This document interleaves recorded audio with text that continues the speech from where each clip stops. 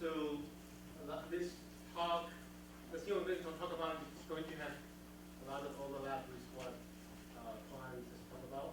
So I'm going to try to go through a few things that I think is slightly different and try to see from different perspectives.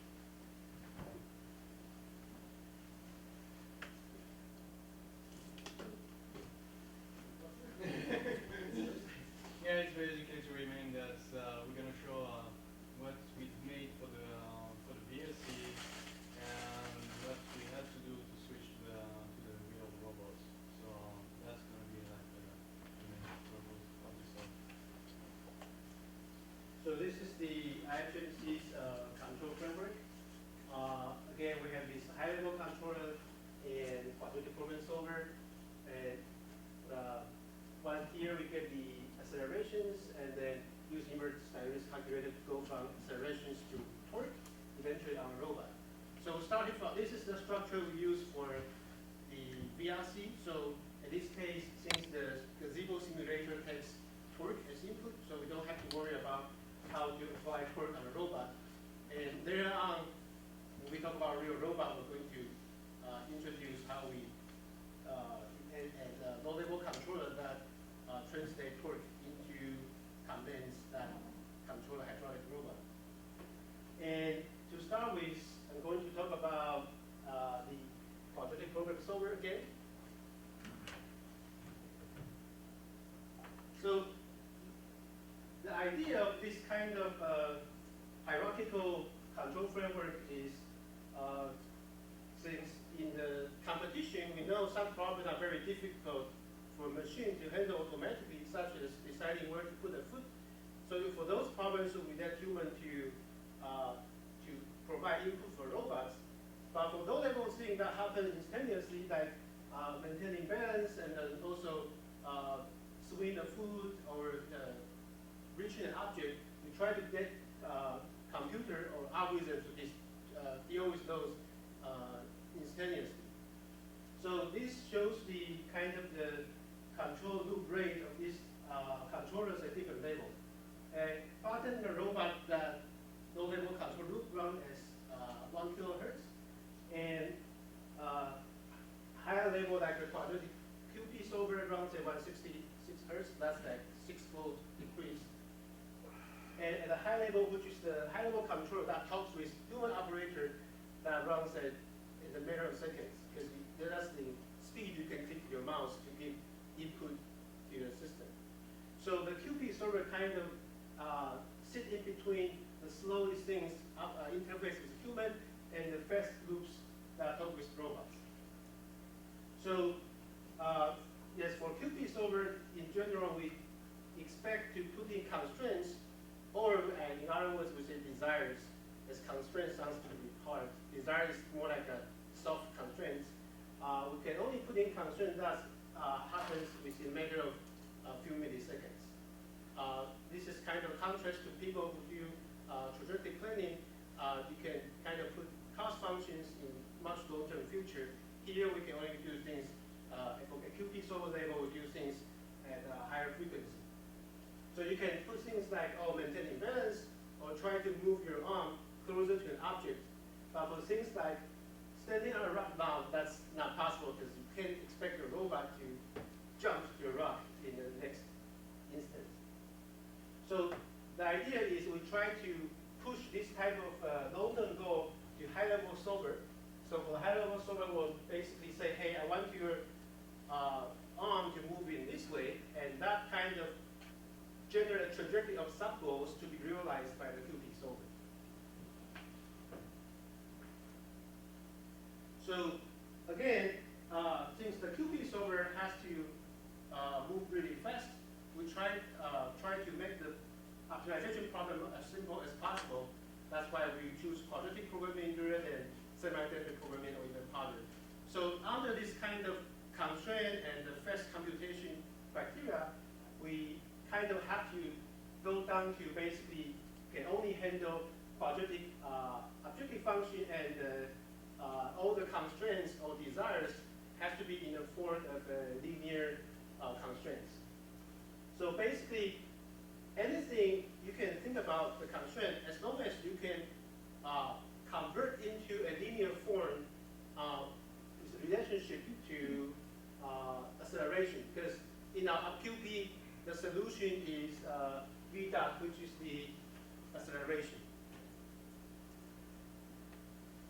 So, for example, the simplest form of constraint will be, hey, I want my joint to move at this acceleration. Then you can just directly set, I want my joint to be at this particular desired acceleration.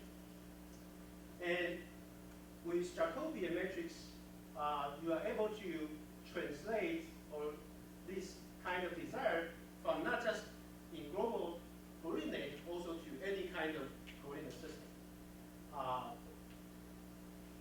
For example,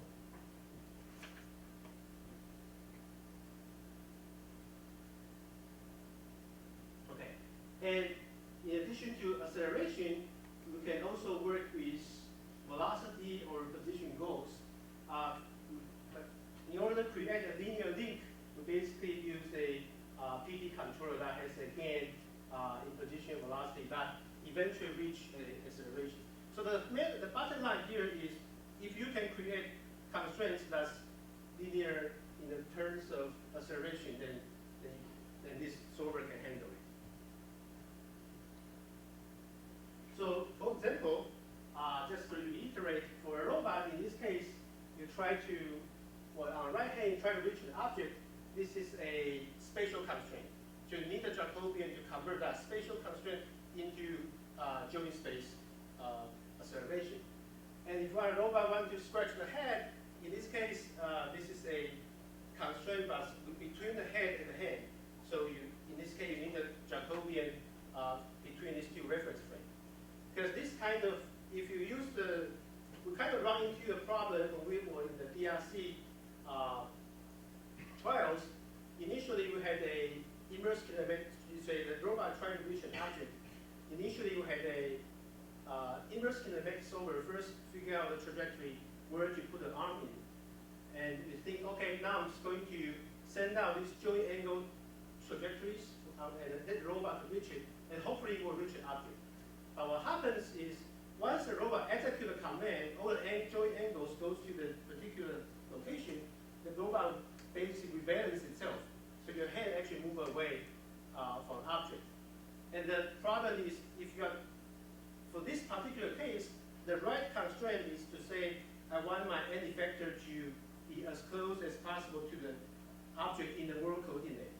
And if you try to do this in the wrong way, you do it in joint coordinate, and you get wrong results. So next thing is in addition to this joint spatial constraint, next thing is this centroid momentum, which is the rate of change of centroid momentum constraint. So Tuan already talked about this part, and I'm just going to make it faster.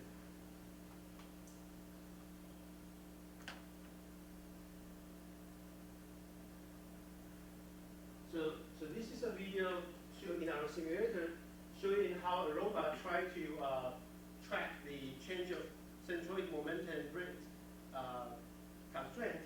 So here on the right hand side, you can see this yellow circle. Yellow circle is the stop circle. Are you actually putting that as a constraint, or are you using the same notation before? So are you actually putting a constraint on each side, or is that still an objective? For this particular one now is the objective. Yeah. So basically, the idea is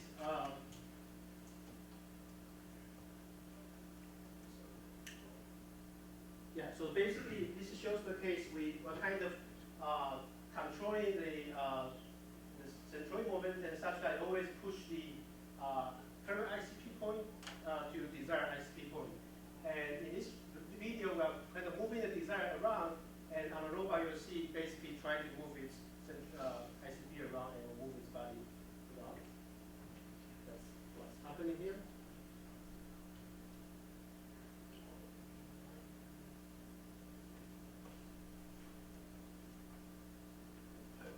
Can you play that again? I'll just say what more of the PowerPoint the yellow is the desired instantaneous capture point, the blue is the actual instantaneous capture point. And then the thing that's falling behind it, the big purple one, is where the centroidal moment point, centroidal moment pivot would be to push the instantaneous capture point towards the desired one. And then the black one is where the, is that the center of mass? Yeah, yes. The black one's the center of mass, so you can see that the instantaneous capture point is a combination of the center of mass and the center of mass velocity. Then in the feet, you see where the solve for centers of pressure on each feet, on each foot are. So you see how they combine to get the overall center of pressure. And one's actual and one's desired, so you can see in the simulation that actuals match the desired really well as far as center of pressure and feet go. What's happening when it lags away and then rapidly reconnects? Is that just a sensor error, or? Well, there's no feed forward. Oh, the centers of pressure? Yeah. It's if you can't move your center of pressure instantaneously because the ground's springy. So when it wants to make a large change in center of pressure, Okay. there'll be a while for the time you exert. The desired is jumping and it takes a while. Yeah, for that because the ground is modeled as a spring damper. Okay. So there's a little bit of time. So this serves as good, if not tool, like in between stage between just be able to stand in until you are able to walk. So as long as we are able to track the ICP in the good accuracy in the standing phase, then we can kind of move along to the walking stage. The difference between simulated and the actual situation on real robot is just on real robot, the state estimator is more noise, so the ICP you see is kind of jump around more often. So back to the slides. So again, here we just also have the since the robot is a floating base, so we can only expect the ground to push us. You can't really tie our foot on the ground. So we have the constraints using this friction cone, and in a way eventually have this QP problem. And we solve the QP problem, and the rest of them should be that's about the problem. Okay.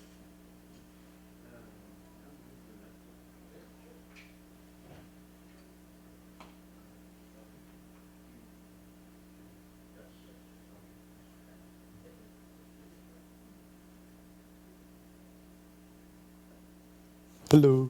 Yep. Check. So we look back at the whole control framework. So as I recall, so Tuan and Tingfan talked about the QP solver and the inverse dynamics to transform the QP outputs, joint accelerations, desired wrenches into desired joint torques for the robots. So I'm going now to talk about the high-level control, which is for the DRC. So for the VRC, we had like a bunch of high-level controller, like a direct multi-contact controller, with which you could enable or disable loading the weight of the robot on one foot, for example, or a hand, and then move around different limbs. We have also the driving controller, which was basically to drive, and the walking controller. So for the VRC, basically we focused on the walking controller, as it's the one with the most overlap over the different tasks. So there is the walking controller.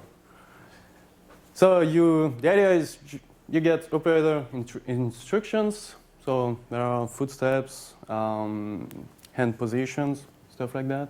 And the walking controller is going to compute stuff and get all the QP solver needs. So we're going to see what's in the block. So that's kind of a huge overview of the walking controller we're using. So on the left, you get different examples of what the operator can send to the walking controller. And on the right, you get the QP solver with the outputs. So as you see, the main idea of the high-level controller, so here the working controller, is to separate the whole controller in different submodels. So, for example, you see we get the head control model and the manipulation control model that are completely detached from the whole working structure. So, for example, here, what it's going to be is that it's going to receive the hand pulse, and that one is going to, for example, the robot is in this current configuration, you're going to send desired hand pulse, and the manipulation control model is going to generate a minimum trajectory from the current to desired, and do the PD control, and compute the motion constraints to give to the QP solver. We get the same for the head control model, the pelvis orientation also. So the pelvis orientation received the look at the footsteps. So it's mainly when you're turning. So you need to follow the. It's mainly for the yaw. You need to follow your walking path. You have a foot control model, which is pretty similar, despite that it has internal state machine, which enable like switching from support to swing, and in those two cases, the motion constraints you want to send are different. So pretty much when you are in support, just want to not move. So it's basically formulated as a zero desired acceleration. While in swing, it's basically going to be like manipulation, just going to follow trajectory. And also during support, you provide a list of available contact points with the normal contact vectors about the ground contacts, so which are going to be transformed in the Q, the basis vector for all the QP solver. And at the end, we get the ICP planning and controller. So that one received the footsteps to do the planning, the CM heights, and use that to compute the desired rate of change of momentum, only the linear parts. So actually, for VRC and DRC, we use only the linear parts of the rate of change of momentum. We don't use any angular momentum. So make things. I think we haven't. You said, Jerry, we haven't seen much improvement using the angular momentum, or it was kind of unsafe sometime. Yeah. Okay. I mean, we just never really got it working, but we'd like to someday. So Steven's got a question. the head, that's really the torso, right? The head, okay, so it's only the neck edge because we don't have anything else, and so we use the spine yaw to replace the neck yaw that we don't have, and we also extend the neck pitch with the spine pitch to look down. So the Jacobian that's used includes those. Yeah, so you. Head is a kind of a misnomer for that. Yeah, it's just the Jacobian includes some of the joints of the spine. So yeah, here I give an example about the pelvis orientation control model to see what's going on in there. So you have first a minimum jog trajectory generator that's going to provide you reference trajectories for the orientation, angular velocity, and angular acceleration. After you use those references to do a PD control with the feed forward to get the desired angular acceleration you want to send to the QP solver. And then you finally formulate your motion constraints with here a selection matrix as you want to only control the angular parts. And you put your PD controller output, compute the bias term, and get UP to formulate the motion constraint. And theta pelvis is the orientation? yeah, so I formulated it. I didn't really take care about the math. I just wanted to give an image of how it's working. So it's, as Tuan said, it's the axis angle we're using here. to compute the error and apply the position gain. So it would be a quaternion controller in the end? It's axis angle, right, Tuan? Remember, it's axis angle. You can use error Yeah, no, relation yeah. matrix. So, Be subtracting angles. But the trajectory is a quaternion trajectory, it starts as. oh yeah, the trajectory, yeah. Just an orientation trajectory, doesn't matter how you. Sure, it'll be Any reason that you didn't go into full quaternion computations, or just didn't have any? So how do you do control in terms of quaternion? They are controllers. It's The axis angle matches well with the desired acceleration because it turns it into a second order system. Right? Because if this is your error, then you want to rotate this way, so you want to accelerate about that same axis. Well, the quaternion is in the end the same. It's also an axis angle, just as a non-minimal representation, which is normalized. Yeah, and so here you have two components, so you don't have to worry about mm. both the singularities as far away as possible from recurrent. Just curious. So yeah, that gives a concrete example of the motion constraint, the kind of motion constraint the walking controller computes. So we get pretty much we're doing pretty much the same thing for the swing foot, despite that we also have an acceleration, linear acceleration here, for the manipulation to move the hands and the head also. So I'm going to talk about the ICP planning and controller. Let me go back. So that model. So that one, you see the inputs are going to be the footsteps and CM height from the user, and the objective is to compute the desired rate of change of momentum.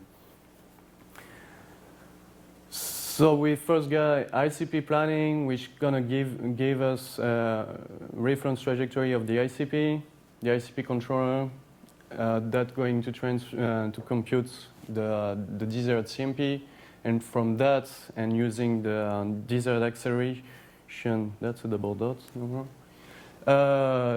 Using those two information is going to compute the desired rate of change of momentum.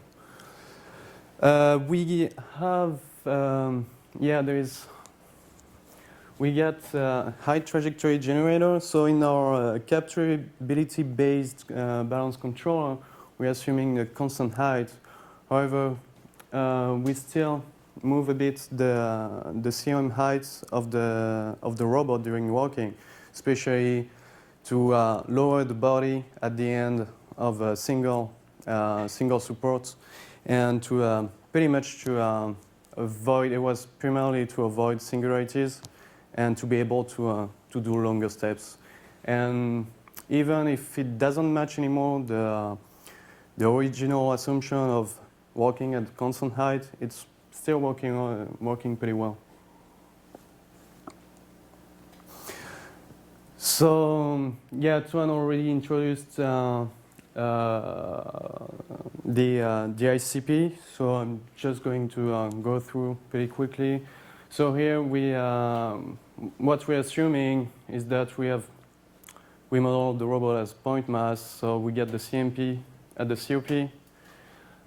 Since we need to have the COP that lies in the support polygon, we also want to plan the CMP to be inside the polygon, support polygon. You're not actually assuming point mass. You're considering the center mass in this, but the angular momentum is all still in there since you're talking about CMP, not just COP. Okay, thank you.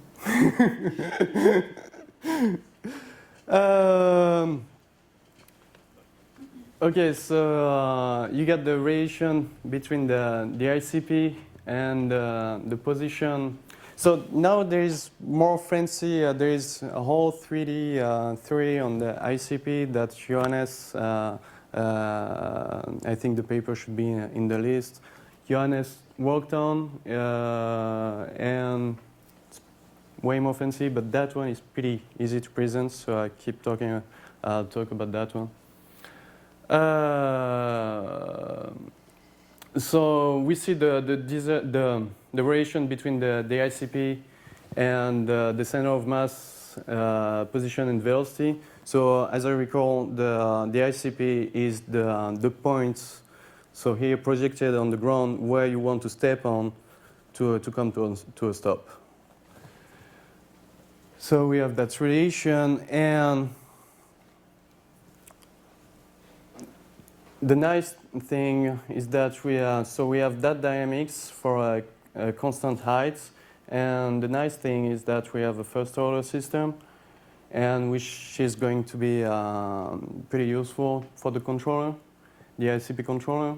And so basically the thing, what's going on is that the ICP, we're going to move the ICP and such as to kind of attract to drag the COM towards it. So that's the feature, the property we're going to use for the ICP planning. We're using for the ICP planning. So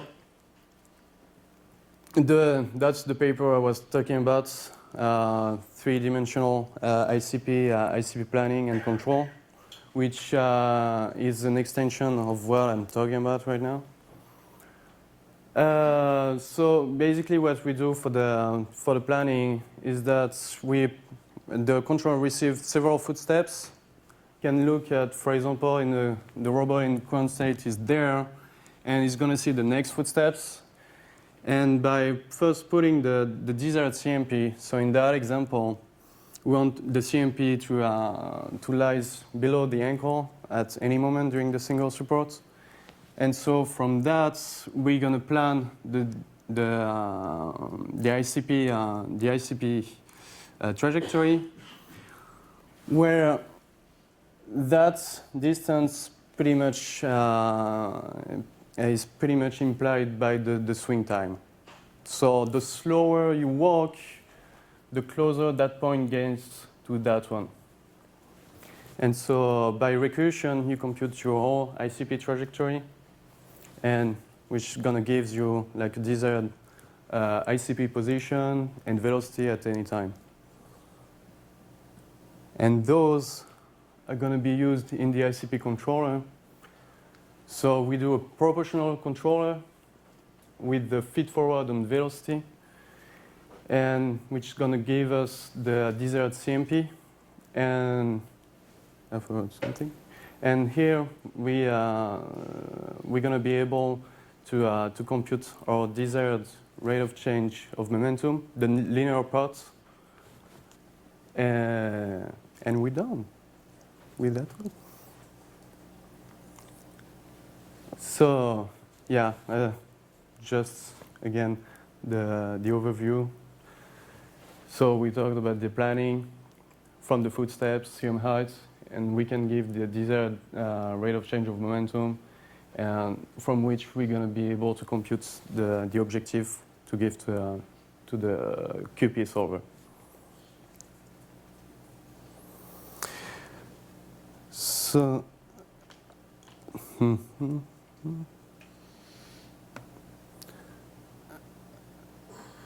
so here's a simulation of the walking. It's in SCS, the simulation software we are using and developing at IHMC. So the walking speed here is about 0.7 meters per second. And also, we show an example where we can step on and step off cinder blocks.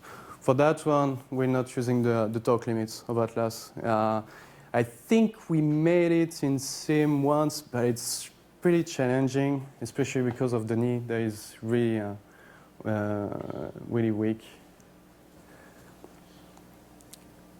So now I'm gonna talk about what we needed to do to make things work on the real robots. So yeah, I'm gonna start with a lot of issues we had. Like we had the shakies, as we called. So those were due to several problems. There's a problem in the video. That is, yeah, that's really shaking there. Okay, so it's shaking a bit less normally. So yeah, for those, that was mainly due to all the backlash, communication latency. We also observed there is a non-negligible link elasticity that was causing some trouble too. Link elasticity. Yeah, so for example, we could see that. So for example, it just remained in double support. So your feet are not moving, and you see that on the real robots. And what you do is just moving your pelvis. So just doing that, and you can see from what the controller thinks the robot is doing, you can see the feet doing that. And it's obviously not due to backlash. And actually, when you look at the foot position moving that are not, and you look at the hip torques, you can see a correlation between the two. So do you know which part is elastic? We did this with our other robot MTB also, where we just have the sense joint. But the sense joint angle be what you sense plus spring constant times the torque that you're applying, your desired torque, and that tends to correct for those motions. So it's both the elasticity and maybe also some backlash in there too, which is not linear, but it's comfortable a little bit. But yeah, at the end, It's about 2 or 3 seconds. yeah. Okay, sounds like mine. Yeah. So how were you able to discern between backlash and I'm gonna talk about that after. Right now, I'm just doing a short list of problem we had. Found these problems, or it's anybody else? We have similar problems. I mean, having more heavily loaded legs seems to have more kinematic values.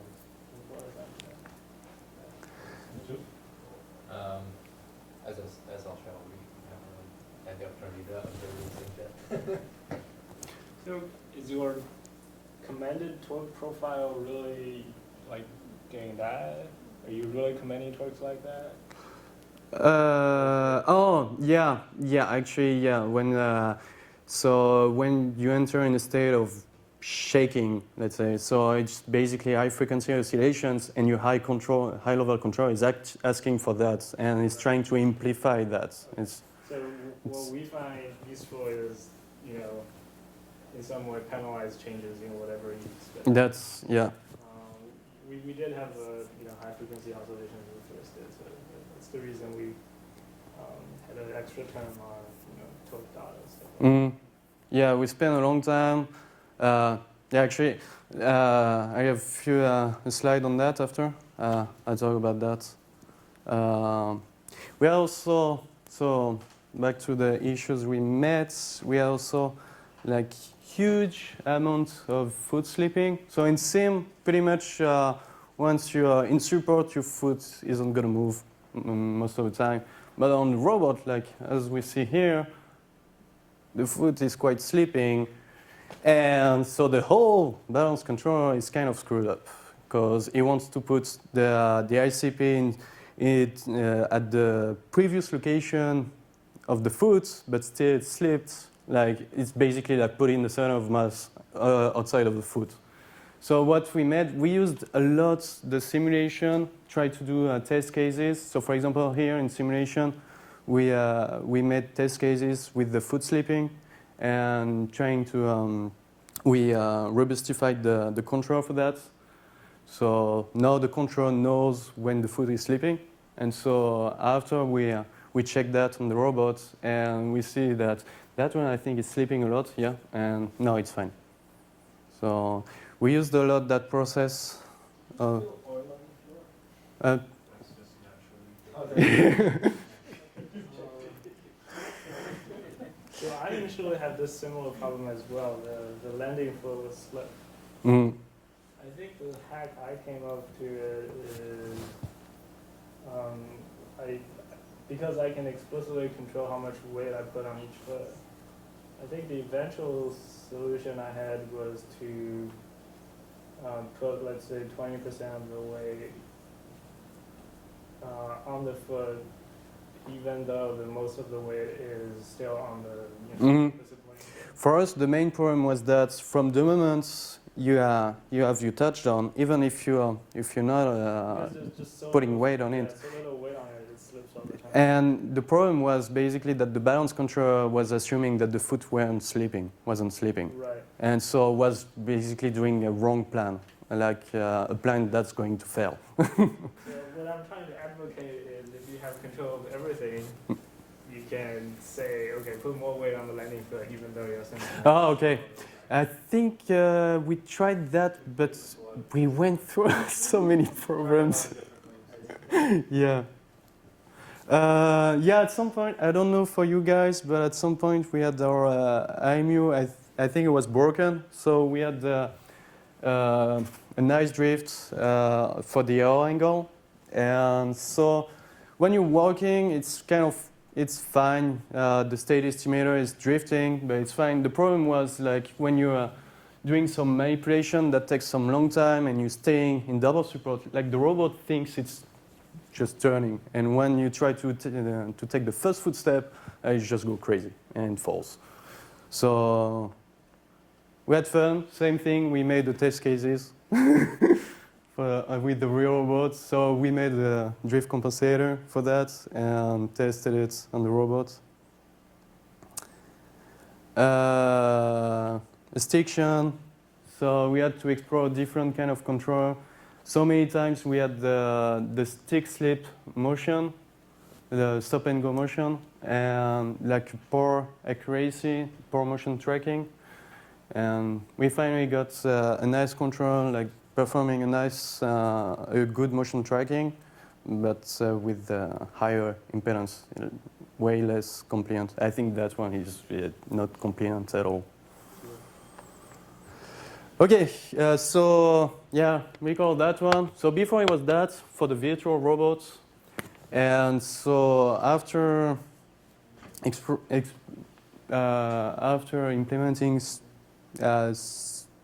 fixes for the real robots, it looks more like that.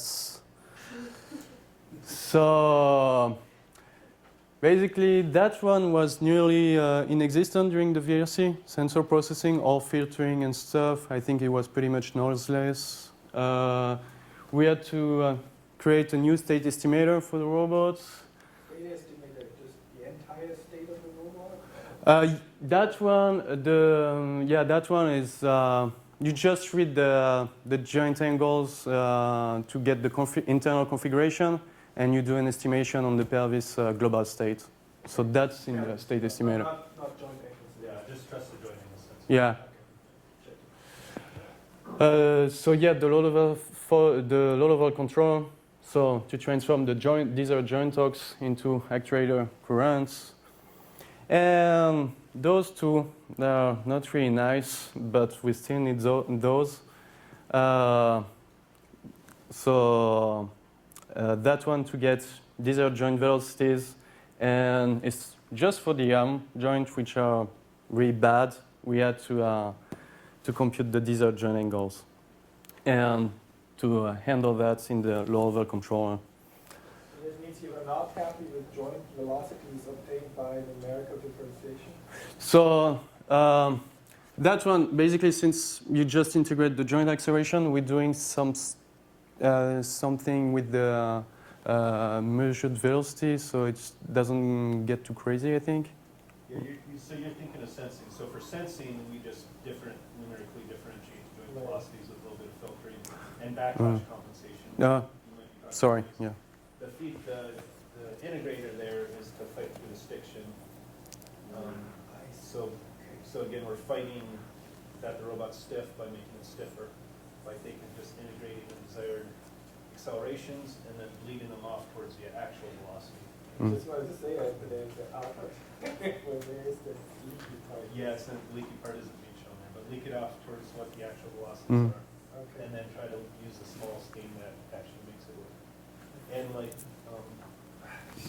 Sorry, do you mind just, was there a term you used for that integrator? What's that? For that integrator term, did you have, like, how did you, I assume it was tuned empirically, or like, what was your strategy with it? For how fast to leak it off? Yeah. You just have an alpha parameter that Mm. Yeah. set to say, make it be that it goes off in about a tenth of a second or something. I think in fact it was termed in terms of how many seconds, and the time constant or something. And then we reset them anytime there's a state change, because all of a sudden, when the foot hits the ground, your velocities all of a sudden change, so we set them to 0 so that every state change you go lower down again. Yeah. That was pretty. But it's still, Pretty. Still such that if the model's perfect, there's no disturbances or anything, then that block isn't doing anything. It's mostly in order to fight the friction, but by having that block there, it'll also consider a push as friction too. So now you push against it, it's like, well, I don't want to move there because my desired velocity is something else. So, and then we don't do it at the angles. Yep. So we're I'm gonna recall that in the next slides.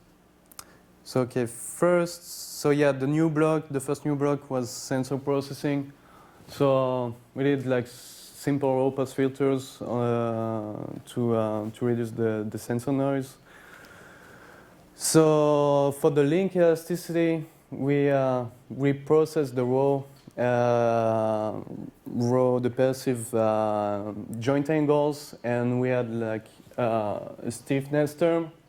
So that one was tuned online for the leg joints. So we are just basically like staying in double support, moving around, trying to find the correlation between torque and the error position of the foot, and playing with the K, with the stiffness. So it allowed us to reduce quite much pretty much the elasticity. How do you know what's the correct Q? I mean, I assume you're kind of minimizing. We minimized how much of that effect you saw. So as you shift the weight, I see. it would do this sort of thing. So we just Right. play with it until it did it in the opposite phase, I and see. then find Yeah. where that kind of crossover was and say, oh, that's good enough. Yeah. And then when you'd also get ones where you like feet are doing this if you shift it forward and back. So we just pretty much had a couple for each joint, played with that parameter until we saw that motion be reduced visually as little as we could. There's still probably in the end there's probably like 1 centimeter left instead of 3 or 4. So you say it's proportional to the arbitration of the torque, but it's not something that you're reading as a linear figure. It's not dependent on position, the joint configuration. Sure, it should be too, or this is just a real sum. That one is already like reducing the error quite a lot. Like when I remember, like not far ago, we tried to deactivate that thing to see, okay, is it really doing something? And yeah, it is. It's yeah. So we also have a joint backlash compensator. So that's basically that's doing processing the joint velocities. So when you change the direction of the joints, and so the joint is the actuator is moving inside backlash, since you get your sensor right at the output of the actuator, it's the sensor is reading the motion inside the backlash, but the actual link after is not moving, the joint isn't moving. And so each time what you can see is each time your joint is changing direction, you can see like a huge velocity, and which is just perceived. It's not really true.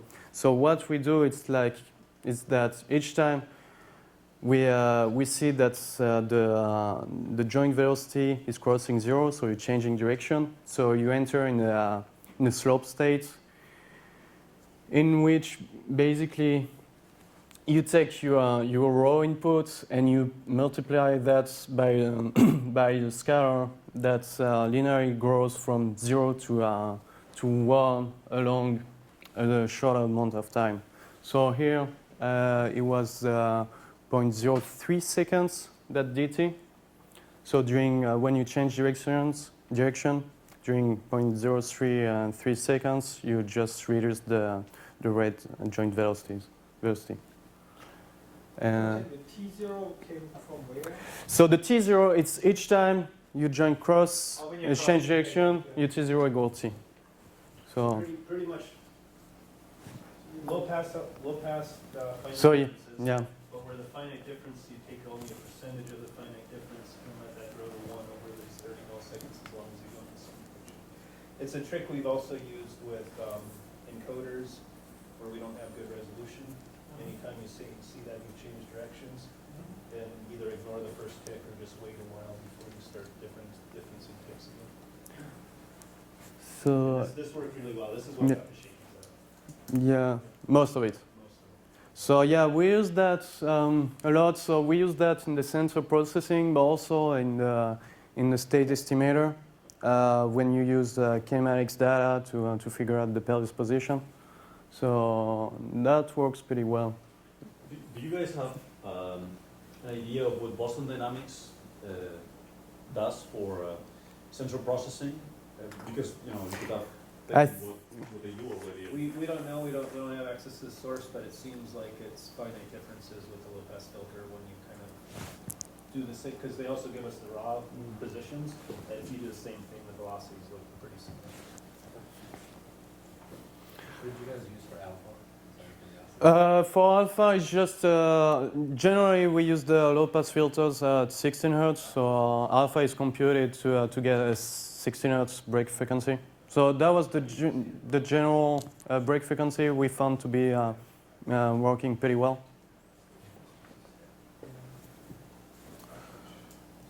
So the state estimator. So for the VSC we had a state estimator using extended Kalman filter.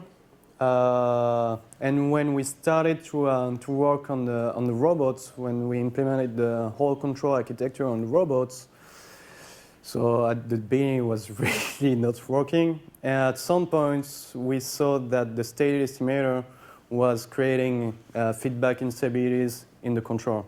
So we saw that by simply swapping the state estimator with a simple kinematics-based state estimator that was using the kinematics of the leg, working only in double support, and that stabilized the controller.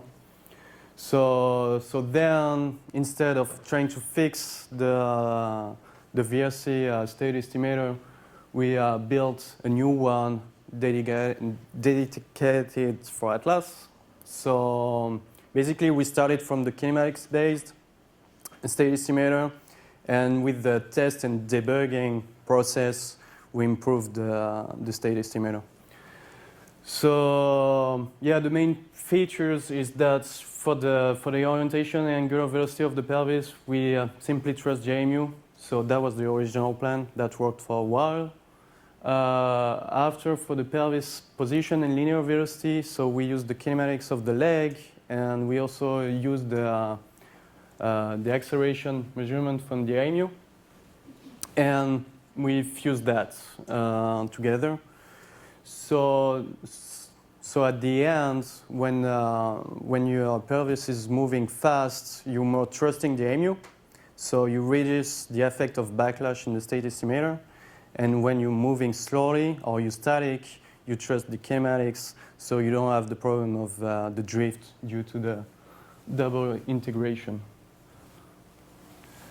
But at some point, so as I said earlier, we had some drift on the O angle, so we had to develop a new model to compensate for that. So once again, using the kinematics. So at the end, during the trials, that's about the performance we had. So about 1 inch per step on the horizontal position.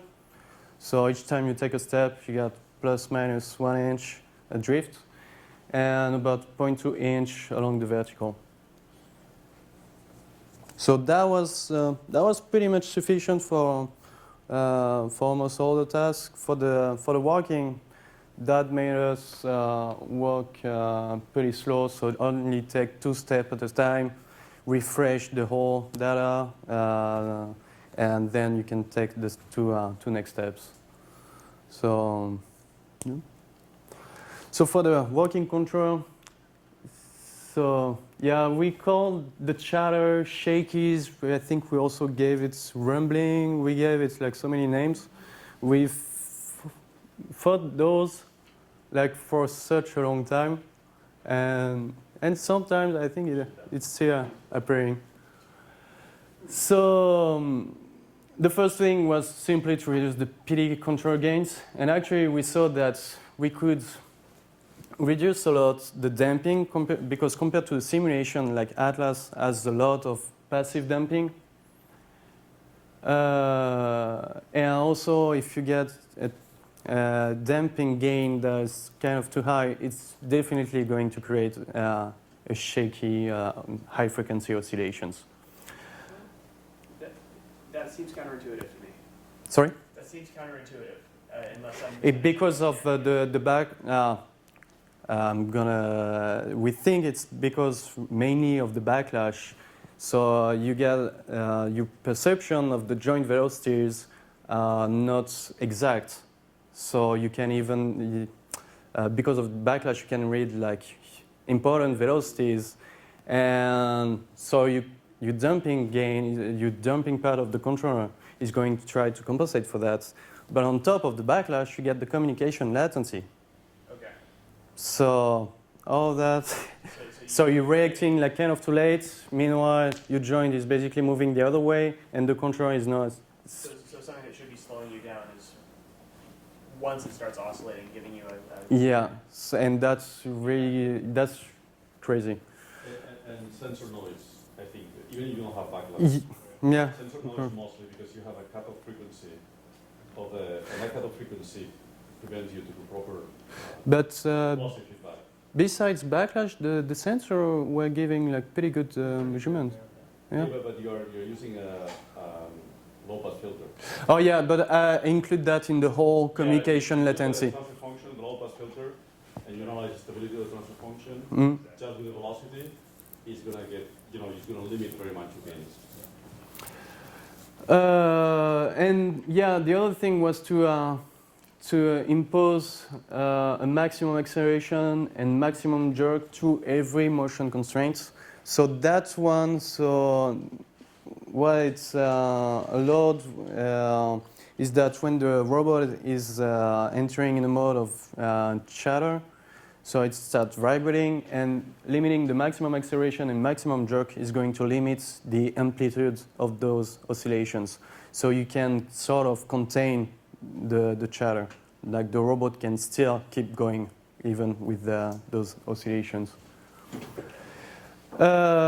We had also model inaccuracies. For example, we had to do a system ID. Like we did that only for the chest mast, if I'm right. Right, because the upper body basically takes 1/3 of the weight of the entire robot. So any deviation of center of mass in the upper body basically causes a lot of deviation of the center of mass, and that causes a lot of problem for the walking controller. So we did system ID just to figure out where exactly the center of mass is.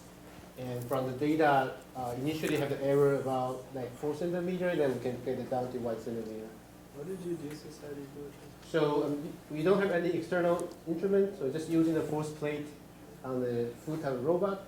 So you kind of move very slowly in the case there is no moment, and just match the model predicted center of mass to the foot plate. Move what?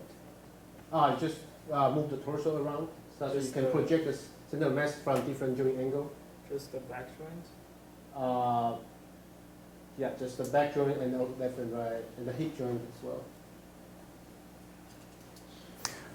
We're gonna keep going because I think we kind of short up on time. So yeah, for the ICP, even if in theory proportional control is enough because of all the inaccuracies, we had to use an integral term.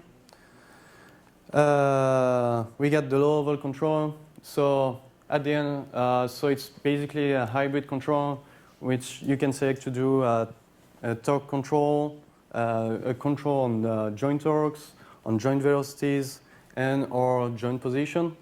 So for the arm joints, we to fight the stiction, the huge stiction, we had to couple the torque and position controllers.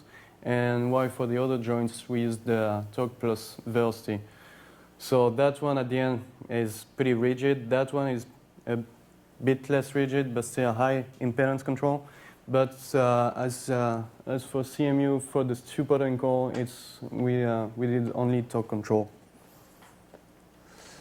So at the end, we got finally some nice stuff, like some good runs there where the robot was not falling for once. So yeah, so we did a lot of tests. The balance beam, that one was for the IMU. That one, don't remember what we were trying to figure out with that one. It was fun though. And yep, oh, cool. And so yeah, at the end, so in simulation, that was pretty nice. We had a pretty compliant control, and at the end on Atlas, like it's higher impedance control. Introduced a lot of hacks to get things working in a short amount of time. A lot of things are gonna need to be cleaned and improved. So yeah, Atlas gave us a hard time, like pretty much. But there's one thing that really worked well for us. That's the robot is really really repeatable. So we could do testing procedures really easily. So that was really very nice. So yeah, general improvements. So try to figure out if we can do better modeling on the robots, also for the low-level controller. The state estimation, if we can get some more accurate state estimation, we can do we can plan for longer. You can plan to work for longer distance, even in uneven terrain. Improving low-level control, we want to introduce the push recovery. To get more reliable, and also to probably to work on that's going to be useful to work on fast walking. Well, thanks. So those are, I hope I haven't forgotten anybody. So those are all the people who worked during the GRC trials. So big thanks to all of you guys, and that was cool.